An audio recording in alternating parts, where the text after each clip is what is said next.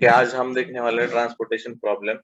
ये एलपीपी का ही सब क्लास है। ट्रांसपोर्टेशन प्रॉब्लम में हम उसके प्रॉब्लम्स कैसे सॉल्व किए जाती है, फिर जैसे हम ऑप्टिमल ऑप्टिमल रीजन जो बोलते हैं, ऑप्टिमल सॉल्यूशंस, उसके ऑप्टिमल सॉल्यूशंस कैसे निकाल सकते हैं, या फिर round about near by value कैसे निकाल सकते हैं, वो हम इस चैप्टर में देखने वाले हैं ट्रांसपोर्टेशन प्रॉब्लम में।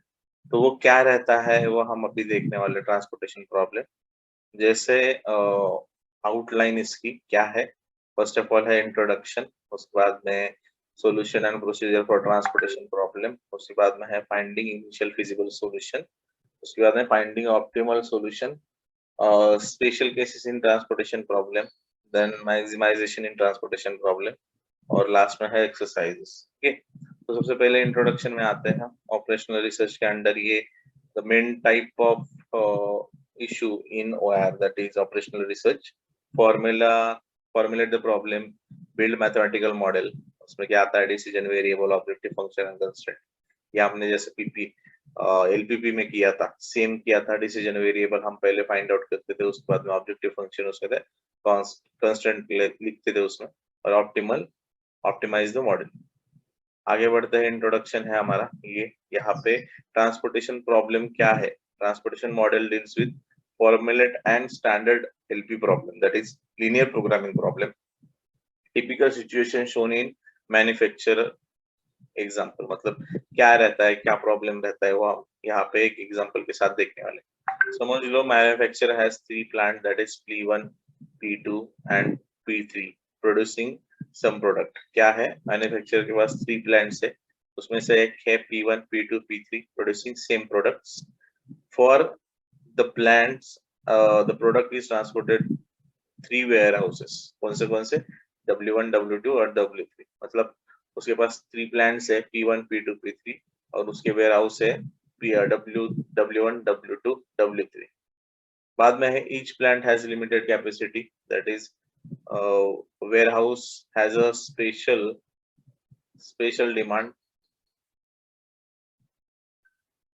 okay, तो हम देख रहे थे, each plant has a limited capacity, each warehouse has special demand, and each plant transports to each warehouse, but transportation cost vary for different combination। मतलब क्या है कि आपने पास 3 plants है, P1, P2, P3, उसके बाद में हमारे पास वेयर हाउस है W1, W3, और ईच प्लांट से हम अगर समझे कि हमें ट्रांसपोर्ट करना है each warehouse, each plant transport to each warehouse, transportation का कॉस्ट वेरी करता है हर प्लांट से हर वेयर हाउस के लिए। तो ये the problem is to determine the quantity each warehouse in order to minimize the transportation cost. तो हमें ये कॉस्ट मिनिमाइज करने के लिए क्या करना है, प्रॉब्लम सॉल्व करना। मतलब कैसे मिनिमाइज किया जा सकता है ये प्रॉब्लम, मतलब बेसिकली समझो। एक एग्जांपल यहाँ पे दिया गया है, वही एग्जांपल, 3 वेयर हाउस है आपके पास, उसके बाद में आपके पास 3 प्लांट्स है जहाँ से आप प्रोडक्ट बना रहे हो, और वो आपको वेयर हाउस तक पहुंचाना है।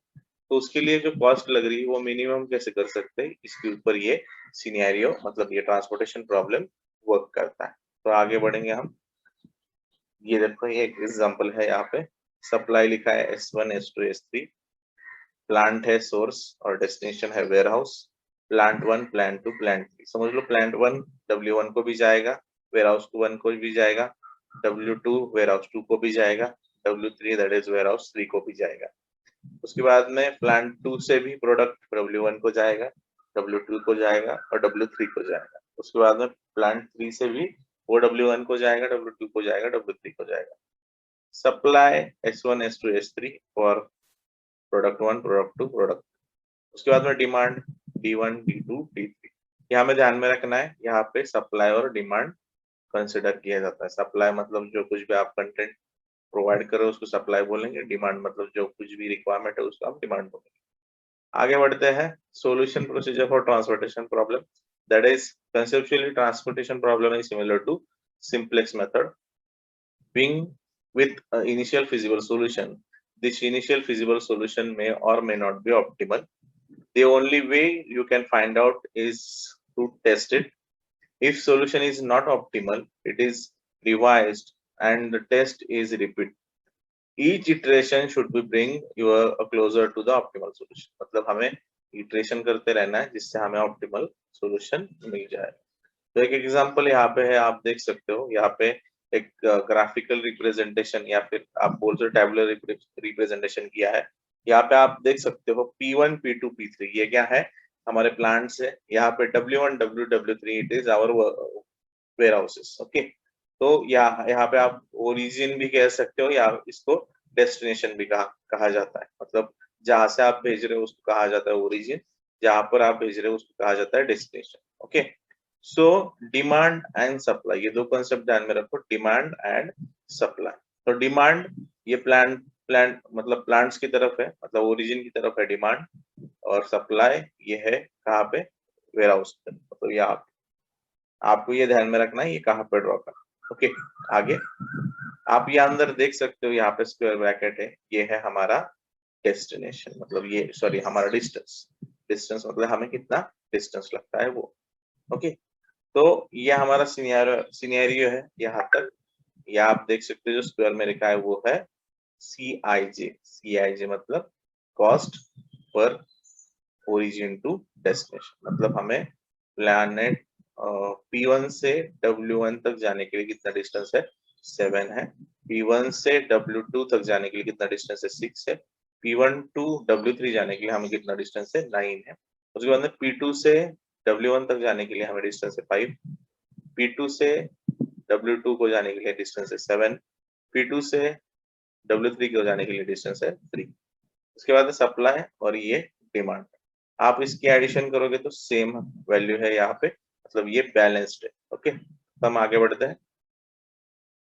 Solution procedure for transportation problem, that is the format following in above table will be used throughout the unit। मतलब हमें ये ऐसे फॉर्मेट है, देखो, each row corresponds to specific plant, each column corresponds to specific warehouse। ये मैंने अभी भी बताया था कि आपका हर रो डिफाइन करता है प्लांट को sorry, each column defines a warehouse। Okay, उसके बाद planet supply are shown to the right of the table। मतलब प्लांट की जो सप्लाईज है वो राइट साइड में है। तो वापस दिखाता हूँ मैं आपको, ये देखो प्लांट की जो सप्लाई यहाँ पर है, और ये जो वेयर हाउस की डिमांड है वो यहाँ पे नीचे। मतलब ये ऐसे रीड करते तो वेयर हाउस नीचे आता है, और ये प्लांट मतलब ये प्लांट का ये सप्लाई। ओके, आगे बढ़ते हैं। उसके बाद है the largest box also known as cell. उस बॉक्स को क्या कहा जाता है, cell. At the intersection of the specific row and column will be contain both quantity to be transported per unit transported cost। मतलब वो बॉक्स दिया गया है, उसमें अभी कितना प्रोडक्ट भेजना है वो नहीं लिखा गया है, पर बेसिकली उसमें क्या है, अभी कितना कॉस्ट लगने वाला है पर प्रोडक्ट फॉर सेंडिंग और ट्रांसपोर्टिंग दैट मटेरियल। आगे बढ़ते हैं। The quantity to be transported will be shown in the center of the box and will be encircled. The per unit transportation cost shown and the smaller rectangular box at the left hand। मतलब जो हमने अभी देखा है वो क्या है, ये वाला, ये हमारा कॉस्ट है पर प्रोडक्ट, या पर प्रोडक्ट कह सकते हैं। और यहाँ पे स्क्वायर में क्या होगा, वहां पे होगा हमारा ये जो वैल्यू दिख रही है, यहाँ पे हम क्या लिखेंगे, जो कुछ भी प्रोडक्ट कितने भेजने वो। आगे बढ़ते हैं, एग्जांपल देखेंगे तो समझ में आ जाएगा। तो वैसे finding initial feasible solution, there are number of methods for generating initial feasible solution transportation problem। Consider three of following, that is northwest corner method। मतलब जो प्रॉब्लम सॉल्व करने के लिए मेथड यूज होता है उसमें से एक है नॉर्थ वेस्ट कॉर्नर मेथड, उसके बाद में आता है लीस्ट कॉस्ट मेथड और वर्गल अप्रोक्सीमेट मेथड। अभी ये तीनों मेथड हम देखने वाले हैं बेसिकली। सबसे पहले है नॉर्थ वेस्ट कॉर्नर मेथड। अगर आप देखोगे तो ये simplest procedure use to generate a initial feasible solution, that is north west corner method. ये आपको ध्यान में रखना है, north west corner method. It is also called because we begin with the north west. मतलब हम चालू कहाँ से करते हैं, नॉर्थ वेस्ट से, उसकी वजह से इसको कहा जाता है north waste. That is upper left corner, मतलब सबसे ऊपर वाला लेफ्ट कॉर्नर से हम चालू करते हैं उसको, उसकी वजह से उसको कहा जाता है left north west corner method of a transportation table. और जो आपने टेबल देखा था अभी वही। Various steps of this method can be.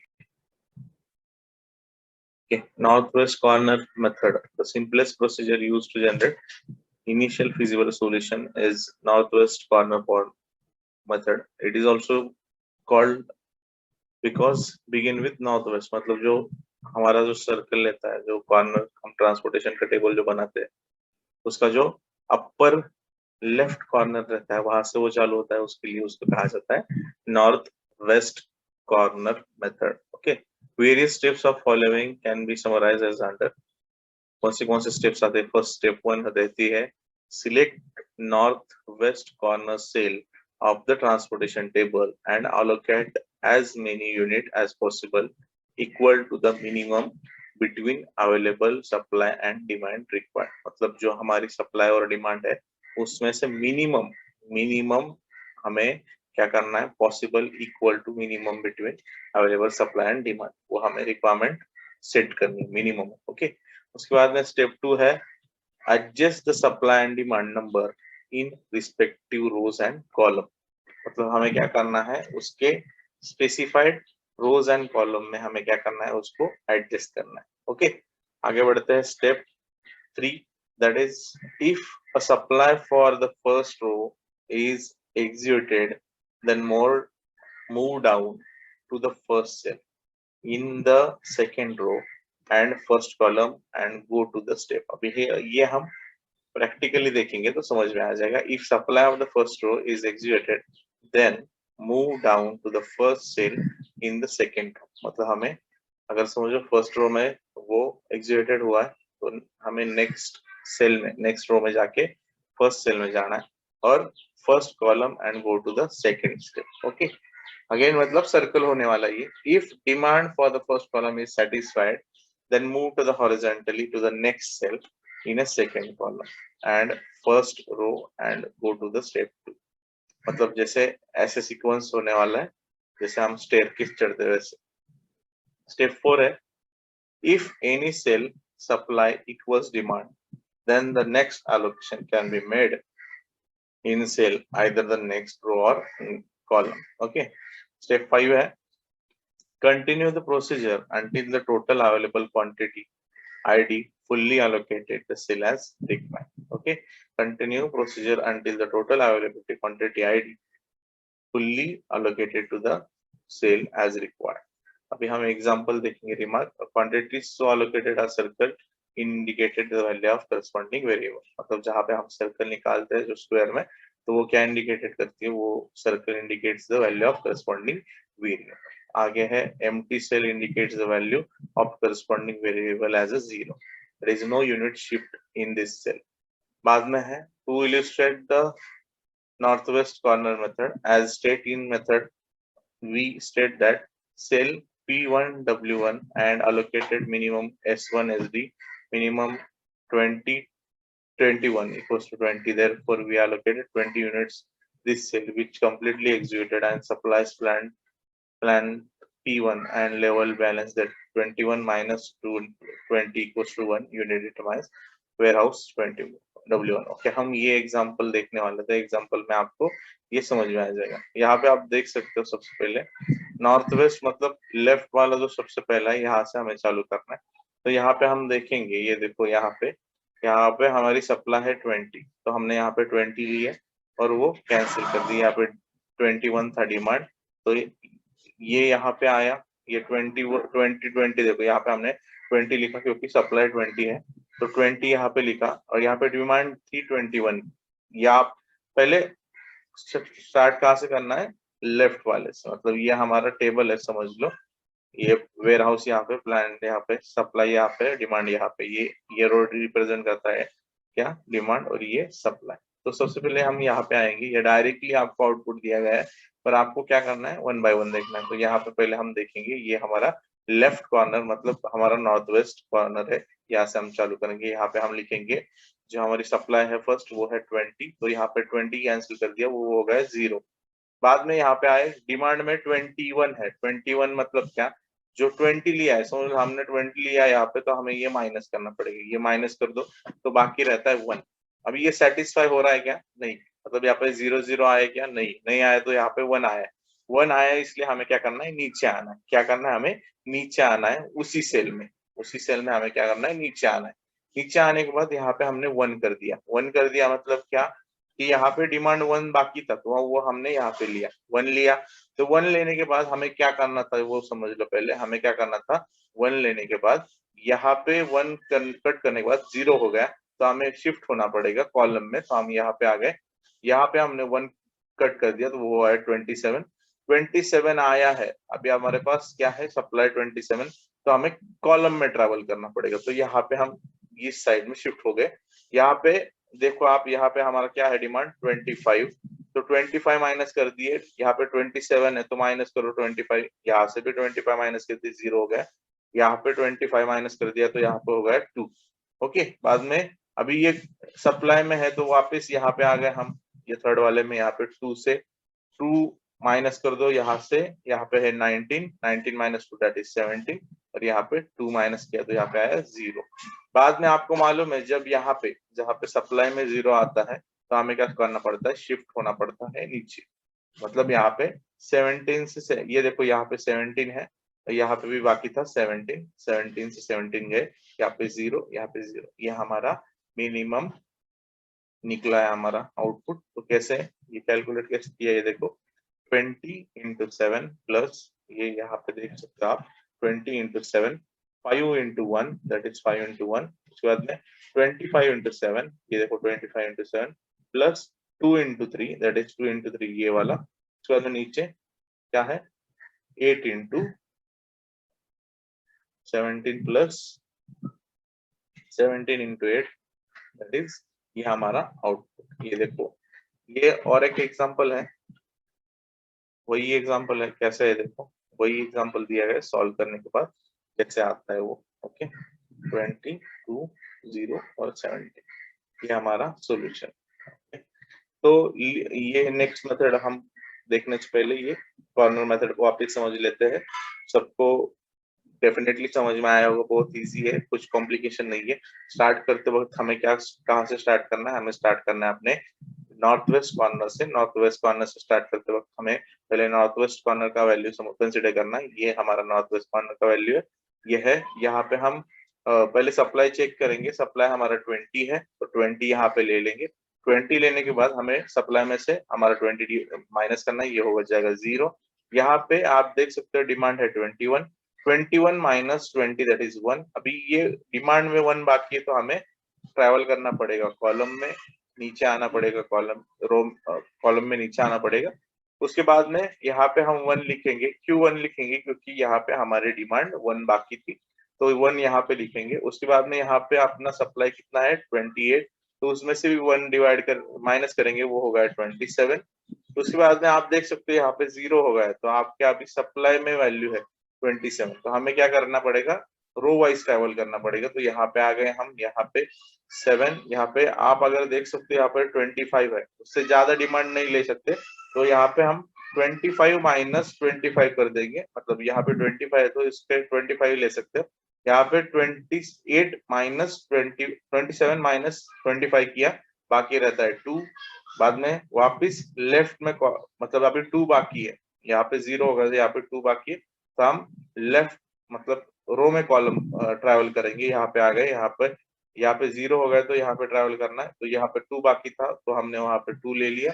यहाँ पे नीचे 19 है, 19 माइनस 2 दैट इज 17। यहाँ देखो आप 17 देख सकते हो, यहाँ पे 0 हो गया और आपकी डिमांड में अभी 17 है, तो आपको ट्रैवल कैसे करना पड़ेगा, डाउनवर्ड दैट इज कॉलम में ट्रैवल करना पड़ेगा। यहाँ पे आ गए हम 17, अभी 17 देखो, 17 17 यहाँ पर भी 17 है, तो ये हमारा एंड पॉइंट हो गया है जहाँ पे हमने 17 17, यहाँ पे भी 0 हो गया, तो ये भी हो जाएगा 0। तो ये कैलकुलेट कैसे किया है, ये आप देख सकते हो कैलकुलेट करते वक्त। यहाँ पे 27 into 7, 20 into 7 that is, first जो वैल्यूज दी गई रहती है वही हम कर रहे हैं मल्टीप्लाई।